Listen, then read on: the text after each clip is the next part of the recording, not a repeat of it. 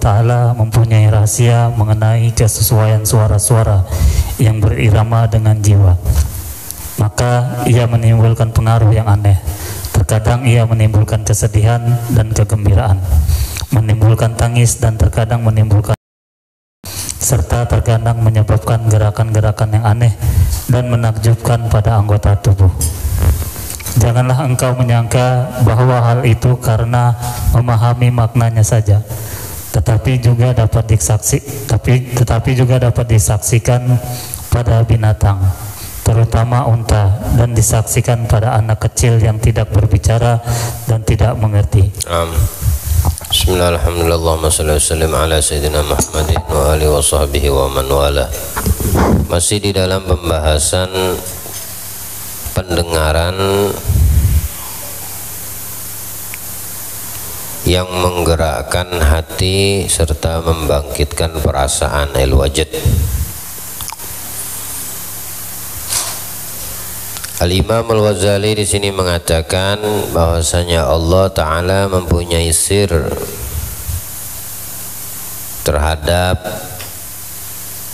suara-suara yang bisa menjadikan hati orang yang mendengarkan suara tersebut, apalagi kalau diiringi dengan irama, dengan nada yang bagus, nikmat telinga itu mendengarkannya. Maka tidak heran kadang-kadang terdapat pengaruh-pengaruh yang aneh ya, yang cukup membuat terkesan orang melihatnya. Kadang-kadang orang itu sedih mendengarkan lagu. Contoh nih yang hobi film India nih, nah.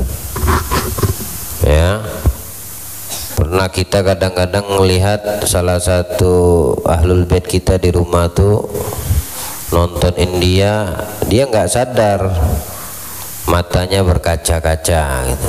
Waktu kita tanya, kenapa nangis? Enggak nangis gitu. Jawabnya gitu. Padahal jelas kan matanya keluar air mata. Ya. Nah, jadi kadang-kadang yang didengar membuat si pendengar bahagia, gembira. Dia tidak sadari anggota tubuhnya itu pun ikut berdendang gitu, bergerak sendiri dari apa yang didengarkannya. Nah, jadi ini menyangkut semua yang terkandung di batin manusia atau binatang. Ya, di sini dijelaskan onta saja bisa terpengaruh dengan suara yang indah. Ya, apalagi kita manusia ya. Kita manusia, batin kita bisa terpengaruh dari apa yang kita dengar. Kalau yang didengar lagu atau qasidah, syair-syair yang bisa membangkitkan syauq, kerinduan, kecintaan kepada Allah, kepada Nabi, orang-orang solehin ya, maka yang dirasakan hati orang yang mendengarkan itu pun tidak sama. Dari suara yang didengar itulah dia mendapatkan sir, rahasia-rahasia Allah, manakala itu membangkitkan girahnya kepada sesuatu yang bersifat positif, yang baik, atau menjadikannya satu penyesalan dari apa-apa yang pernah dilakukan ya. Dengan sebab itu timbul kecemburuannya manusia ini akan perkara-perkara ukhrawi. Yang seperti ini bagus ya, tapi kalau menjadikan apa yang didengar itu melalaikannya dari Allah, maka dia tidak mendapatkan sir apa yang dia dengarkan. Kadang menimbulkan tangis, menimbulkan ketawa. Ya, subhanallah, suara itu, laguan itu, lagu, nyanyian,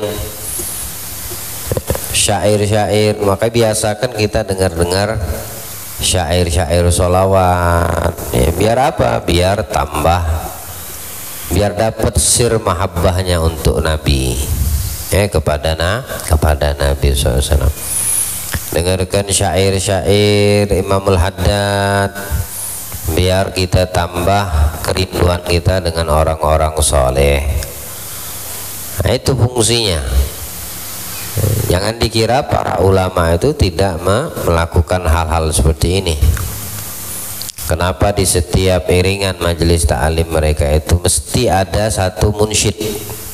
Karena itu untuk menimbulkan apa yang mereka dengar dari syair yang dibacakan, ditambah irama yang bagus, nadanya bagus, suara yang membacakan syair juga bagus, enak didengar, udah cocok, pas kena. Pas kena. Ente sekarang kalau seandainya bisa membedakan ya, saat mendengar ada orang yang suaranya cempreng, tahu cempreng nggak? Lalu dia mengumandangkan azan, ente mendengarnya gimana kira-kira? Ini kadang terjadi, ya, kadang terjadi. Itu pasti pengaruh karena telinga kita mendengar. Tapi kalau ada muadzin yang mengumandangkan azan dengan suara yang masya Allah indah, ente mendengar, tidak ada kemauan untuk ke masjid berjamaah dari rumah, misal karena corong speakernya itu, toanya itu keluar jauh rumah ente, misal jaraknya 200-300 meter, mungkin setengah kilo tembus suara toa. Mendengar suara panggilan Allah itu bagus, akhirnya ente bergegas. Ya. Nah ini namanya di saat seperti itu kita punya batin ini, hati ini telah merasakan dan mendapatkan sir daripada panggilan azan itu sendiri. Untuk apa? Untuk satu perkara akhirat, yaitu berjamaah di masjid. Tapi kalau seandainya suara muadzin itu cempreng dan kita tidak dari apa yang kita dengarkan, batin kita itu tidak merasakan kelezatannya, ya mungkin ente sebatas menjawab azan yang dikumandangkan. Untuk bergerak menuju ke masjid berjamaah antara iya dan tidak. Nah, jadi menunjukkan suara itu, lagu itu, nyanyian, syair, gosida dan lain sebagainya, apapun namanya, memiliki sir dan Allah Maha mengetahuinya.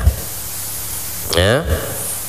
Kadang buat orang aneh, ya, menakjubkan juga pada tubuhnya. Pernah lihat di mana? Di satu daerah di Jazirah Arab, entah di Turki atau apa, kalau dibacakan sholawat syair dia pakai topi merah, kita kira perempuan, bajunya muter, dia kayak apa itu namanya, itu apa namanya, tahu gak? Siapa tahu namanya itu? Hah? Rumi kah? Iya mungkin itu dah ya. Bayangkan kalau ente mendengar kemudian ente praktekkan muter, coba. Kira-kira bagaimana kalau kita yang melakukan itu? Ya. Kok dia enggak gitu? Ya. Dia enggak pusing. Kenapa? Karena dia sudah hanyut di dalam apa yang dibaca dan didengarkannya. Hatinya itu sudah terkoneksi, tersambung. Jadi betul-betul dia nikmati lantunan syairnya, apalagi itu syairnya sholawat kepada Rasulullah Sallallahu Alaihi Wasallam. Dia tidak pusing-pusing sudah, dan tetap di satu tempat. Ya, paling pusing-pusing juga ketika habis dia duduk di tempat, enggak dia terjatuh, enggak terguling-guling kayak guling dibolak-balik, enggak. Duduk di situ dengan kayak patung gitu. Mungkin kalau saya seperti itu muter-muter, syairnya habis, muternya di sebengkok, sadarnya di simpang 3 sono, muter-muter kayak gasing kayak gitu. Karena kita belum kena sir dari apa yang kita dengar tuh, ya. Ada orang yang loncat-loncat kadang kita dapetin, saking dia nikmatnya merasakan apa yang didengarkan itu, batinnya itu ya, rohaniahnya itu bergerak semua itu. Kalau kita melihatnya aneh, aneh. Di Banjar itu rasanya ada ya, wirid apa itu, zikir apa itu namanya, samani kah? Kadang-kadang sampai bukan duduk, berdiri. Kadang di Sayyid Muhammad Al-Maliki Allah yarham, waktu di masa hidup beliau ketika dibacakan abiyat-abiyat atau mungkin zikir samani atau apalah ya, itu mereka itu sampai goyang-goyang kayak ngeper gitu ya. Dan itu memang spontan ya, hati itu yang menggerakkan tubuhnya. Ketika dia tidak bisa menahan lagi tubuh tersebut karena sudah terlalu menghayati, mendalami, maka timbullah sesuatu yang bisa kamu katakan aneh. Tapi itu bukan sesuatu yang aneh, karena memang di situ ada sir dari apa yang didengar oleh telinga, seperti mata memandang ya, sesuatu yang nyaman. Jadi kita punya batin dan anggota tubuh berpengaruh ya, berpengaruh. Kita biasa ngelihat lalu lalang kendaraan, coba itu ke amal menjelang terbenam matahari ya, terus nggak ada angin, pas suasananya, anginnya sepoi-sepoi deh, kagak ada ombak, oh tenang, pas lagi matahari mau tenggelam. Ente ngelihat laut itu, yang kamu lihat itu berpengaruh atau tidak kepada ruhmu dan anggota tuh? Pasti berpengaruh ya, apalagi kalau mendengar, mendengar ya. Kadang kita lagi jalan atau duduk majelis kayak gini, lewat suara motor kayak motor bikin bangunin sahur tuh, knalpotnya itu bisa bikin bangun sahur satu tarakan. Telinga tuh denger, ruh ente tergetar, wah enak betul suara knalpotnya, begitu kah? Nggak mungkin ya, pasti kamu mencemooh nih ya. Itu ndak ada kerjaankah bikin knalpot sampai sudah mengganggu bisingnya ya. Nah, kau punya batinmu itu ngomel, ruhmu itu nggak terima, maka biasakanlah untuk mendengar telinga ini sesuatu yang membuat hati kita, anggota tubuh kita melakukan sesuatu yang positif, yang bernilai, yang memuliakan, yang menambah keimanan. Wallahu a'lam. Keadaan itu dapat juga disaksikan pada suara mandolin yang tidak dipahami, terutama pada unta. Setiap kali ia berjalan lama di darat dan merasa lelah akibat memikul beban yang berat dan mendengar suara gembala, ia pun menyulurkan lehernya dan mempercepat langkahnya. Terus apa arti suara gembalaan? Kok bisa unta bersikap seperti itu? Nah, itu gak ada sirnya bagi si unta ini tadi. Ya Allah menciptakan pada hewan bernama unta ini, dia capek bagaimana kalau dengar suara gembala semangat, kan aneh. Saya bilang aneh dari apa yang didengar gitu. Nah, kita nggak ngerti maksudnya apa, mungkin suara gembalaan itu bermakna ini dan itu bagi si unta ini tadi, sehingga menimbulkan semangat. Mungkin maknanya macam-macam yang kita tidak pahami. Yang pasti apa yang didengar oleh si unta ini terhadap suara gembalaan kambing atau suara si penggembala menjadikan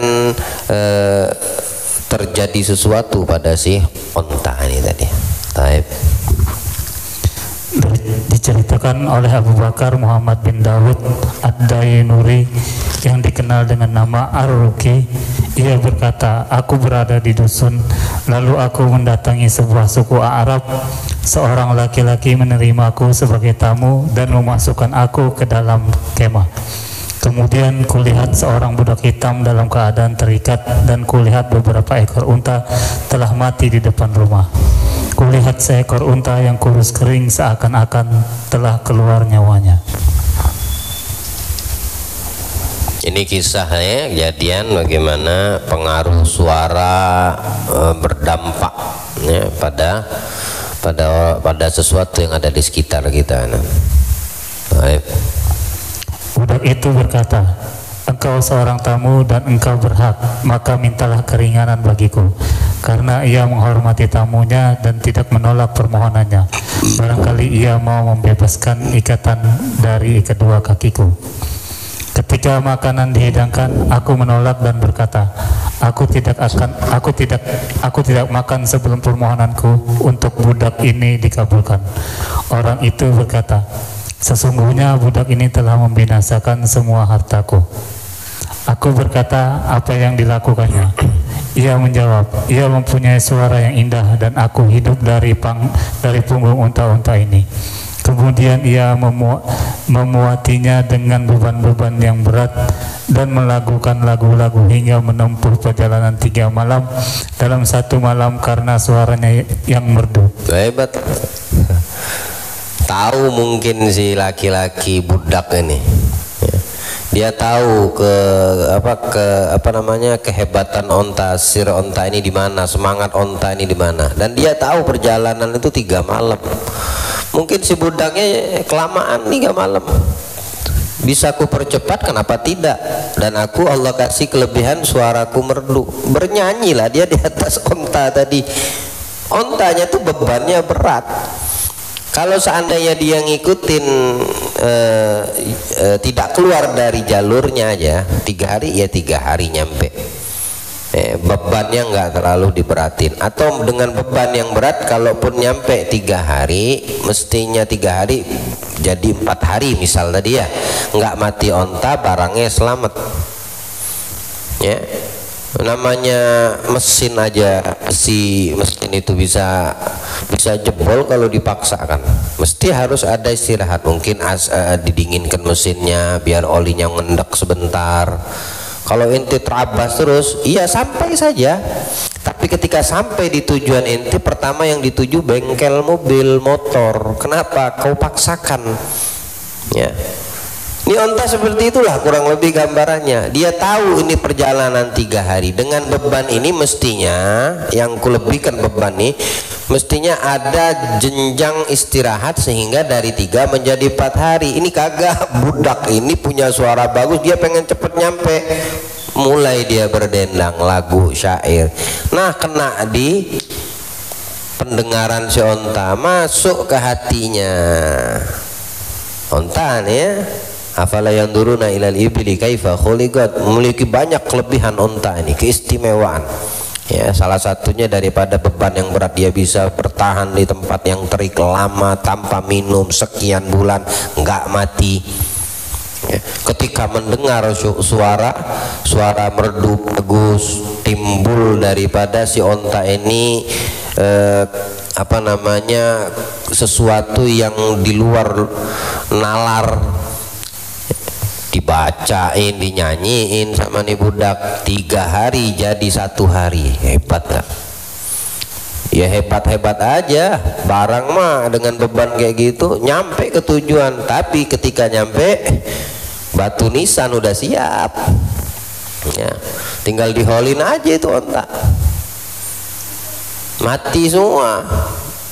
Mesti 3 hari jadinya 1 hari disikat sama ini budak. Makanya marah si majikan. Kenapa? Karena kehidupan ini majikan dari onta itu, pencahariannya itu dari itu onta. Apa katakan sekarang ini ekspedisi lah, ibaratnya onta ekspedisi ya, ekspedisi itu kalau seandainya yang bawa mobil truk ugal-ugalan kemudian terjadi sodmah atau kecelakaan, berjalan enggak dia punya usaha? Enggak. Padahal dari itu box mobil, dari itu angkutan mobil dia mendapatkan rezeki. Ikhtiarnya dia, usahanya dia. Kenapa? Karena supirnya ugal-ugalan. Kebetulan ketemu supir dengar lagu disco yang bikin dia tambah apa gitu, tambah gas tuh dimain-main sampai bisa kan jadi? Bisa ya. Kadang kita lewatin beberapa jalan mendengarkan suaramu keluar dari mobil itu, kadang taksi-taksi yang seperti itu ya. Nggak tahu kita apa yang, tapi memang seperti itu. Dari apa yang kita dengar pengaruh dengan batin kita, dengan ruh kita. Maka upayakan dengar yang bagus kalau pengen mendapat pengaruh yang bagus. Kalau mendengarkan yang enggak bagus dan kau nikmati, hipnotisnya itu luar biasa loh, suara yang bagus. Hipnotisnya itu langsung kena ke pendengar, ke hatinya itu langsung tembus, nggak ada hijab kayak seperti itu, dah kurang lebih gambarannya. Dengar suara bagus kau langsung terhipnotis. Jadi kalau yang kita dengar itu bagus, maknanya bagus, ngarahnya juga positif, maka akan tembus langsung bagus juga pengaruh pada diri kita.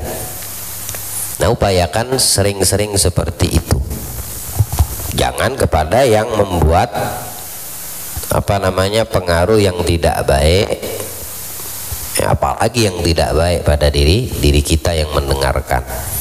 Minimal yang mubah ya.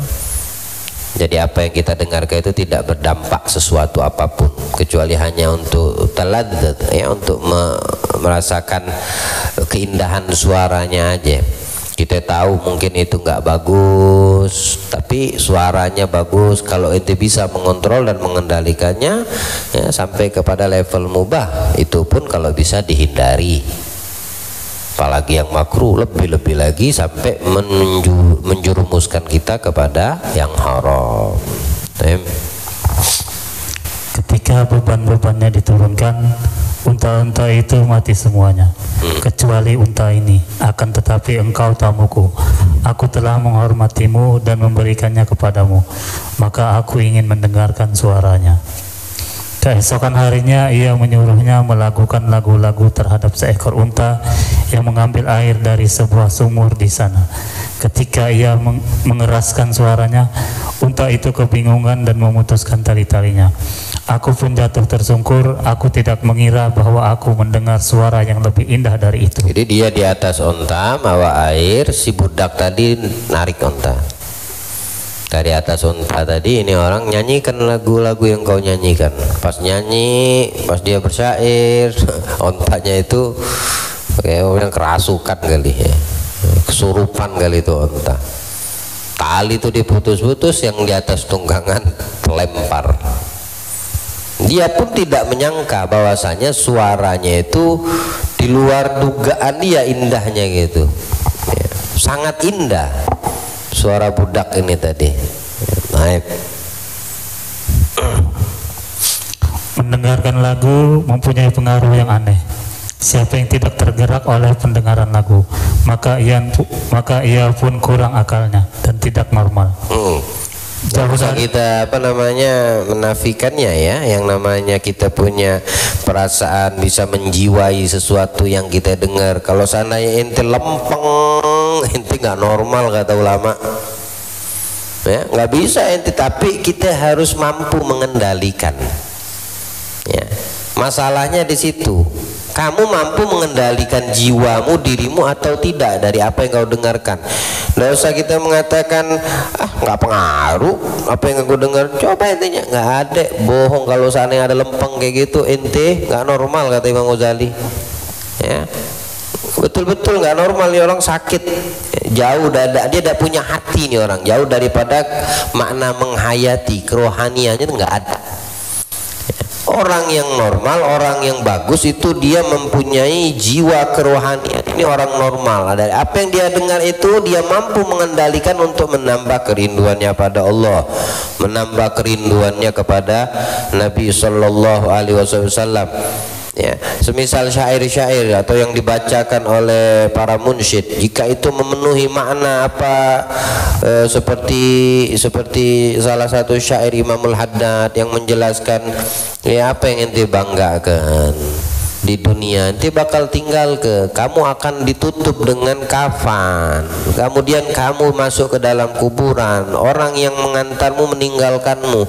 Itu ketika diiringin dengan suara yang bagus, ya, jiwa kerohanianmu itu akan tampil dan kamu akan membayangkan apa? Kerinduan untuk berjumpa dengan Allah dan Nabi Muhammad SAW. Sehingga dengan itu menambah nilai-nilai ketakwaan dari sisa-sisa umur yang Allah masih berikan untukmu. Semangatmu bertambah lagi dalam urusan akhirat. Tapi kalau seandainya kita nggak ngerti, kita nggak paham, kita nggak bisa menghayati, atau kita mendengarkan itu lempeng aja, berarti itu nggak normal. Nanti tahu itu bisa menghayati, itu bisa menjiwainya, meresapi apa yang kamu dengar, tapi tidak berpengaruh. Berarti kita manusia nggak normal, ya, nggak ada hati itu namanya. Burung hinggap di atas kepala Daud alaihissalam untuk mendengarkan suaranya. Abu Sulaiman berkata, pendengaran lagu tidak menghasilkan sesuatu di dalam hati yang berasal dari luar, tetapi menggerakkan apa yang ada di dalamnya. Maka tidaklah disukai suara ratapan, karena ia menggerakkan sesuatu yang tercela, menimbulkan sesuatu yang tidak baik, meratap, menyesali, tangisan-tangisan yang apa namanya yang bisa menimbulkan orang yang melihatnya atau yang mendengarkan suara tangisan tersebut yang dipenuhi dengan ratapan sesuatu yang nggak baik jadi timbul, ya. Yaitu menyesali sesuatu yang terlepas, sangat terima sama apa yang diberikan sama Allah. Bulan orang yang kita cintai meninggal, nangis, wajar nangis, ya. Nabi pun mengalami kejadian seperti itu saat putra beliau meninggal. Tapi untuk meratapi tangisan seolah-olah gak terima dari apa yang kita cintai lepas atau diambil sama pemiliknya, ente menyalahi takdir sudah. Ratapan tangisanmu gak boleh kita seperti itu. Meratap, menangisi yang meninggal dunia, orang yang kita cintai, itu gak boleh lebih dari 3 hari, kecuali yang berkabung itu bagi seorang istri yang ditinggal wafat suaminya, seperti yang sudah kita pelajari. Itu bukan meratap atau berkabung itu sedih terus, enggak. 1-2 hari masa berkabung, 3 hari yang nggak boleh lagi. Hari keempat kita ibaratnya tidak terima dari keputusan Allah. Allah yang memiliki kita. Kalau nangis wajar. Nanti malah kalau seandainya ada yang meninggal, orang yang kamu sayangi, kamu biasa-biasa saja atau bahkan tertawa, gila itu, tak normal namanya. Ini orang yang kita sayangi dipanggil, diambil sama Allah, dipanggil sama yang menciptakannya, wajar sedih perpisahan. Tapi kesedihan yang kita sedih di sini apa? Karena dia meninggal? Enggak, beda-beda orangnya. Kesedihan karena dia dipanggil sama Allah, setiap orang akan merasakan. Tapi pertanyaannya, kita pun akan sama. Apakah nasib kita sama? Ini orang mesti meninggal baik, bagus, waktu masih hidup, min ahli ta'am, ahli taqwa, nikmat dia meninggal. Aku seperti itu enggak. Mesti kamu jadikan kesedihanmu itu kembali kepada dirimu sendiri. Gimana nasibnya itu? Jadi semua itu diambil pelajaran untuk memuliakan diri kita. Allah Ta'ala berfirman, likaila ta'asau ala ma fatakum, supaya kamu jangan berduka cita atas apa yang luput dari kamu. Quran Surat Al-Hadid 23. Banyak kabar yang menjelaskan hal itu. Tidaklah dilarang mendengarkan lagu di waktu ada pengantin, walimah dan akikah serta lainnya, karena menggerakkan tambahan kegembiraan yang mubah atau mandub. Hati-hati dari yang haram, mubah, mandub. Tapi kalau kalau sampai kepada tingkat haram, bahaya yang seperti itu. Mending dosa terus sekali.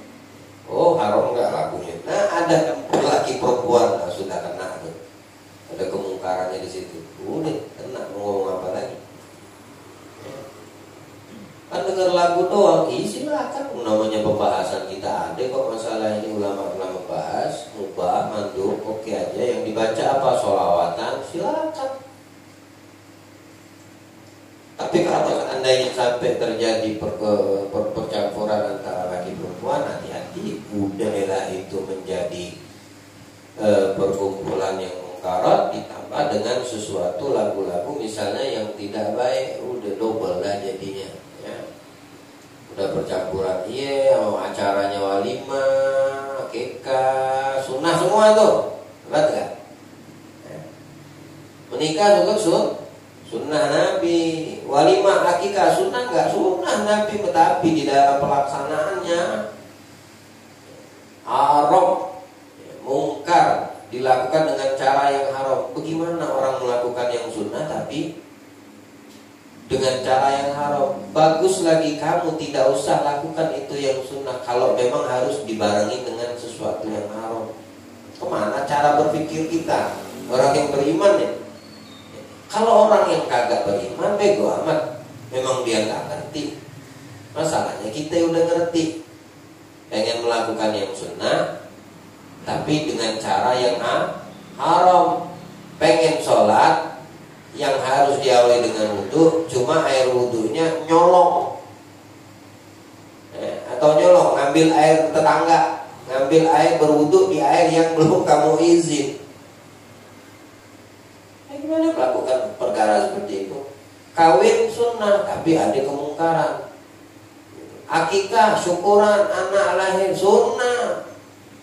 Ya, walimatu akikah, walimatul arus, semuanya itu sunnah Nabi SAW. Jangan sampai pelaksanaannya dengan cara yang diharamkan. Ingat baik-baik, tidak usah kamu melihat orang yang kamu dapati karena mungkin mereka tidak mengetahui. Tapi kita yang sudah mengetahui, jangan bodoh, jangan terpengaruh, jangan mendengarkan ajakan orang yang kagak tahu. Jangan kamu dengarkan ajakan orang yang tidak tahu hukum, atau dia tahu pura-pura gak tahu atau gak mau tahu. Jangan. Ini mau kawin nih misalnya, mau kawin, kan kawin sunnah tuh, ya enggak?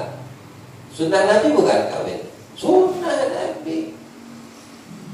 Tapi kamu tahu bagaimana pelaksanaan sunnah Nabi yang memang tertata dengan tuntunan syariat. Oh, biar suasananya lebih meriah, ada tabuhan. Oh, tabuhannya ada iringan. Mau walid, mau panam, mau syair, mau qasidah, mau lagu, ya, lagu-lagunya pilih yang menimbulkan jiwa si pendengar itu ya, mengarah kepada sesuatu yang positif. Kemudian di dalam pelaksanaannya, ini sunnah nih, kita bicara masih sunnah nih, ya. Untuk menata harus ditata betul. Enggak taunya ada orang tua kita yang tahu tapi nggak mau tahu, misalnya tadi. Anda harus tunjuk cara kita, kasih tahu pelan-pelan, kasih tahu pelan-pelan aja. Ya, jangan kamu sok pinter di depan orang tuamu, ibu bapak. Haram tuh pak, mak. Jangan. Dosa itu kalau seandainya kawin dengan cara seperti itu, campur lagi, pelan-pelan, kasih tahu pelan-pelan. Jauh sebelum hari, kasih ajak sharing. Ya. Nah, ini masalahnya kadang-kadang kita yang udah tahu jadi berhala. Tahu jadi berhala maksudnya. Nah, patung tuh bisa diajak ngomong nggak? Patung tuh bisa diajak ngomong nggak? Ente diem padahal ente tahu. Ente diem padahal ente tahu. Ini masuk nanti kerana nahi ma'ruf nahi munkar ini. Itu perintah loh. Ketika ada kemungkaran, masa kamu mau ridho mungkar itu? Sumbernya kamu, penyebabnya kawin kan kamu, yang menikah kan kamu. Masa kamu yang menyebabkan kemungkaran? Ya mesti kamu nahi dong, dengan sebaik-baik cara. Kasih tahu dampaknya, kasih tahu nanti ini, kasih tahu pokoknya yang dengan sebaik-baik cara, khususnya kepada kedua orang tuamu. Itu intinya, kedua orang tua, bukan orang lain. Bego amat orang lain, peduli amat ke orang lain. Kalau orang tuamu oke deh, karena dia merasa orang tua ini anakku, aku pengen acaranya wah, silakan mau wah silakan. Jangankan wow, ya masuk alif, jim, ha, ho, ha, dal, silakan. Tapi caranya itu loh. Silakan, jangan kamu bertentangan dengan apa yang udah digariskan sama Allah Ta'ala dalam larangan-larangan, atau sesuatu yang diperbolehkan atau sesuatu yang tidak diperbolehkan. Jangan kamu, jangan diajak berlawanan. Yang kamu lawan ini bukan sembarangan, ini zat yang menciptakan semua, yang melarang nih. Melalui apa? Melalui hukum dan syariat yang dibawa oleh para nabi dan rasulnya tentunya ya. Silakan kamu mau, yang penting tahu aturan main, tahu caranya, pas temponya, timenya, ya, pelaksanaannya, semua pas. Nggak ada mungkar, sunnahnya tetap berjalan, barokahnya dia dapati, rumah tangganya dirahmati Allah Ta'ala. Semua yang ikut andil dalam itu mendapatkan pahala. Karena pelaksanaan sunnah ini sesuai dengan tuntunan Nabinya Muhammad SAW. Dan ngikuti itu tuntunan Allah ridho tentunya. Kalau udah Allah ridho, tidak mungkin membuahkan hasil yang tidak baik, tidak bagus, tidak mungkin. Pasti semua kena imbasnya. Tapi kalau sebaliknya yang dia lakukan, dia bertentangan dengan batasan Allah, semua juga kena imbas. Masya Allah.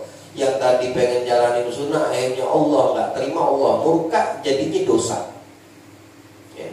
Yang kesian siapa? Si pengantinnya. Ya. Kenapa? Dia sebab. Kalau bukan karena dia pengantin, mana ada itu kemungkaran yang bisa terjadi. Karena dia penyebabnya. Tapi provokatornya banyak. Kanan kiri depan belakang atas bawah ini, yang ngasih semprot ini, wah nggak seru nih kalau nggak panggil organ tunggal.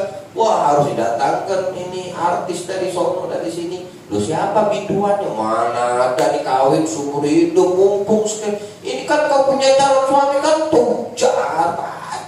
Ruangnya banyak, kau tinggal ketok jadi telur keluar. Aneh yang belum mulai ada pengaruh nih. Wih juga seumur hidup nih ya. Ya. Ini banyak pengaruh-pengaruh.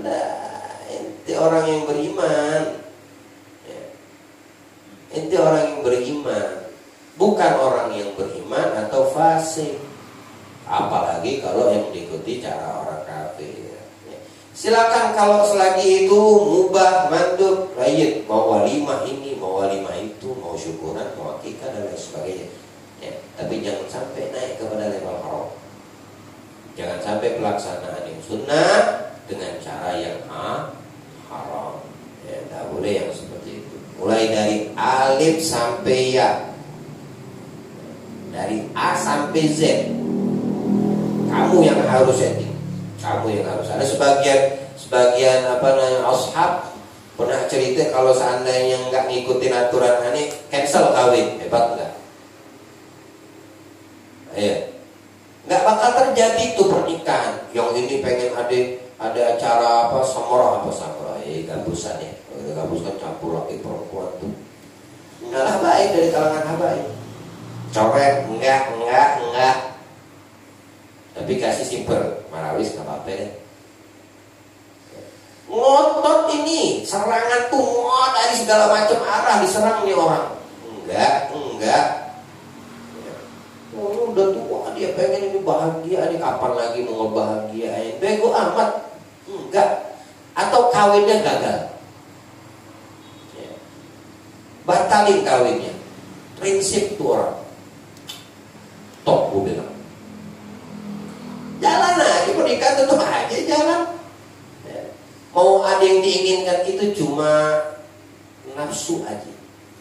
Karena ngikutin yang sono kawinnya begitu, dia waktu kawinnya mau begitu juga.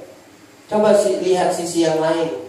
Ada kawinan yang begini, ikutin yang begini.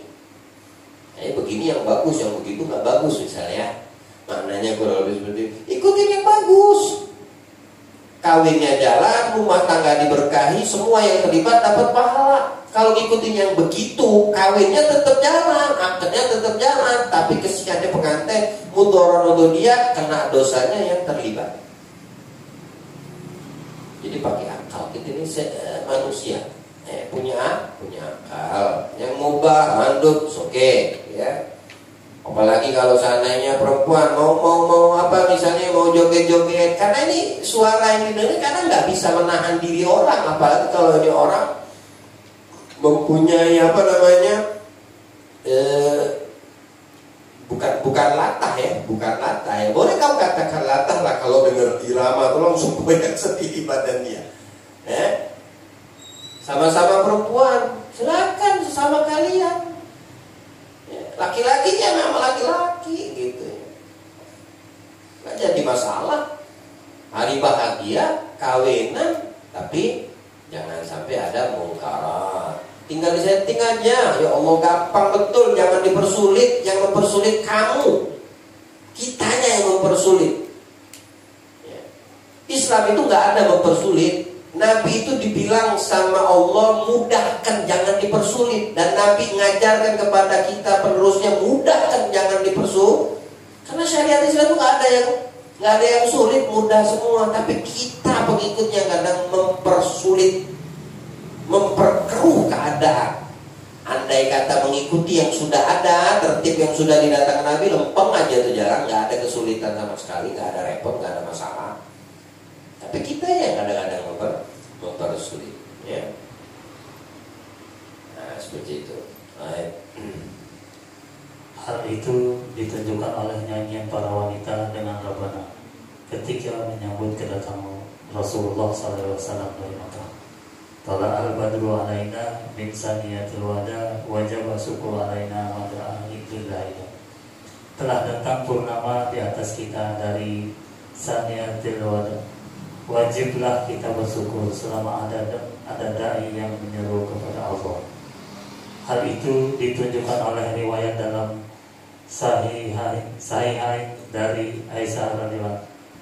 Dia berkata, aku melihat Rasulullah SAW menutupi aku dengan selendangnya, sementara aku memandang kepada orang Habasyah yang bermain di dalam masjid, hingga akulah yang merasa jemu. Baik, Rasulullah, Sayyidina Aisyah itu ketika orang Habsah bernyanyi berdendang, ditutupin sama Nabi. Masuk, gak boleh dengar, begitu kan? Nah, di belakang Nabi, tapi ditutupin sama Nabi. Ya, ditutupin sama Nabi. Ente mau ngadakan marawesnya tasyakuran misalnya di sini, tutupin dong. Ya. Tutupin, siapin di fasilitas ada TV cukup udah. Apa harus duduk di sini nih orang di belakang saya nih? Mesti seperti itu enggak? Enggak. Nabi itu Siti Aisyah melihat. Tapi Nabi yang menutupinya. Sampai kapan? Sampai Siti Aisyah yang jenuh. Sampai bosan sudah. Ya. Nabi tanya, udah belum? Belum ya Rasulullah. Sudahkah? Belum ya Rasulullah. Ya asyik. Namanya tadi apa yang didengar ini jiwa ini yang menjiwai. Karena asik dari apa yang didengar, dilihat, dengan ditutupi sama Nabi, jadi pembatas, jadi pagarnya Nabi SAW. Dan Nabi juga Pak, silakan mempersilakan, nggak dilarang kok sama Nabi. Hanya saja caranya gitu loh. Nabi itu ngajarkan, oh begini toh, kamu harus pinter. Oh berarti Nabi ini membuat batasan sekat ini, ya. Agar istri beliau tidak dilihat. atau beliau melihat sebagai riwayat Siti Aisyah ditutup tapi mendengar. Ada riwayat mengatakan dan Siti Aisyah melihat sampai jenuh masuk. Dia sendiri yang jenuh.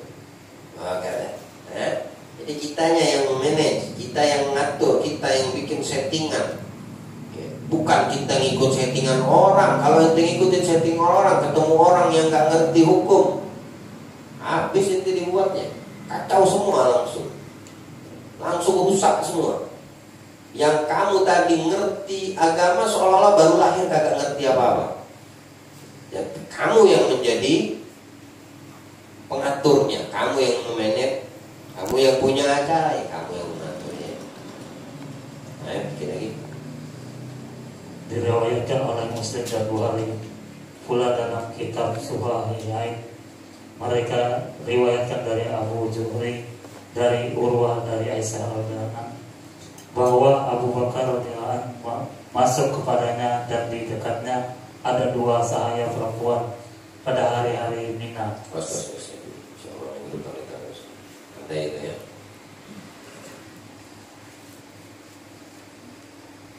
Nah, kan, ya. Jadi ini